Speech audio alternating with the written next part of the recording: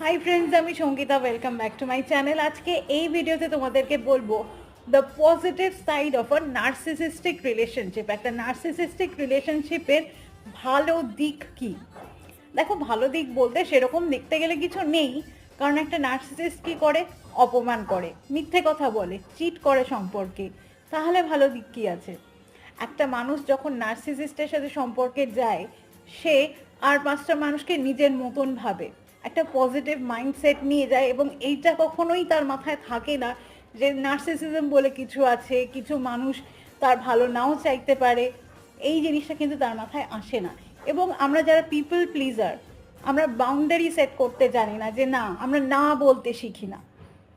কিন্তু একটা নার্সিসিস্টিক রিলেশনশিপের পজিটিভ সাইড এটাই, যখন রিলেশনশিপটা শেষ হয়ে যায় এবং আমরা এই বিষয়টা ভালো করে জেনে যাই, আমরা কিন্তু না বলতে শিখে যাই।